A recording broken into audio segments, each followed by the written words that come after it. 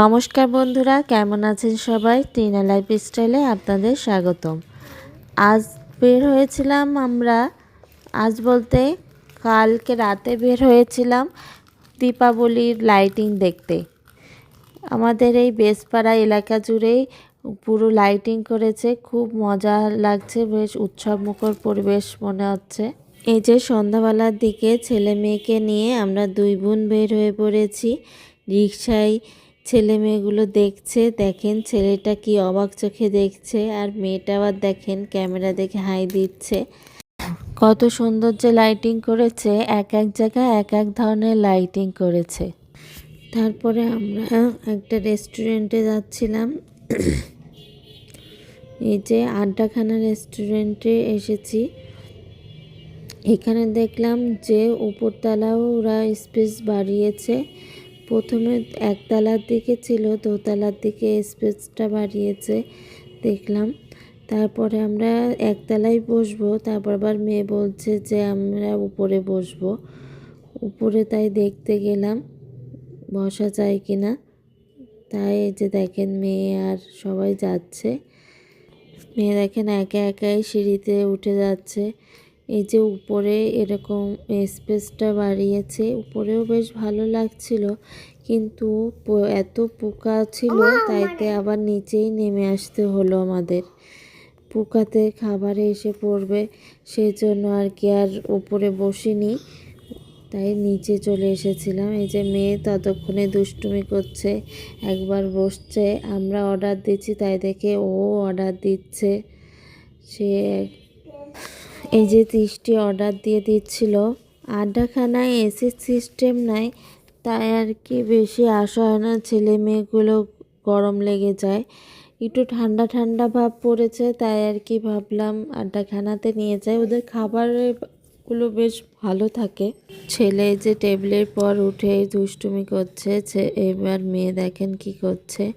তার মধ্যে আমরা একটু ভিডিও করে নিচ্ছিলাম যে মেয়ে দেখেন কি করছে। মেয়ে যে এত পাকা পাকা কথা শিখেছে, সারাদিন শুধু পাকা পাকা কথা বলে। এই যে আমাদের খাবার চলে এসেছে। প্রথমে এই ওয়েজেস চিকেন বল দিয়েছিল, উনি অর্ডার দিয়েছে চিকেন বল বল নাড়ুর মতো কি আছে সেইটা খাবে।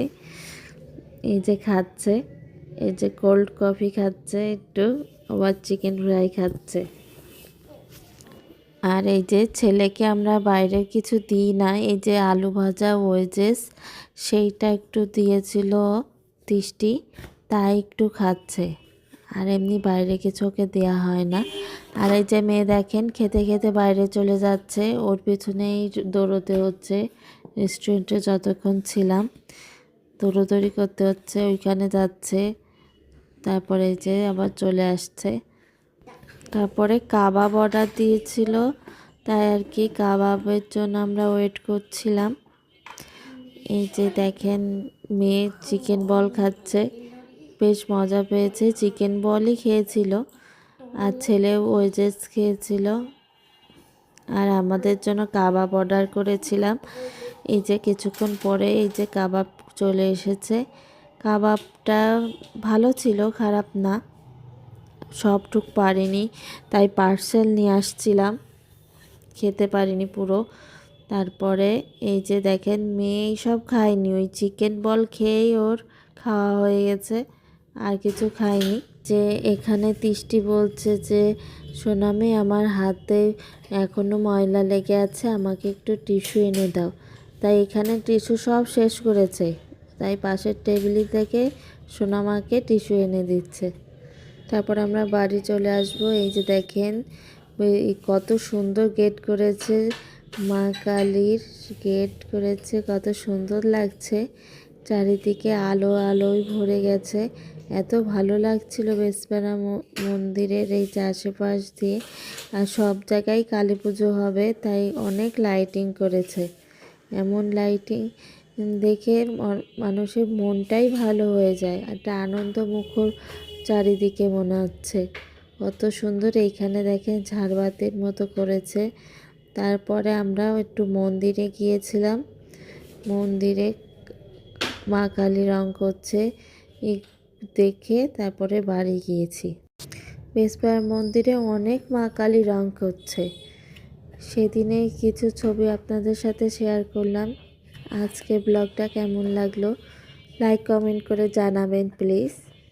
ধন্যবাদ। রিনা লাইফস্টাইলের সাথেই থাকবেন। সবাইকে শুভ দীপাবলির অগ্রিম শুভেচ্ছা। ভালো থাকবেন, সুস্থ থাকবেন।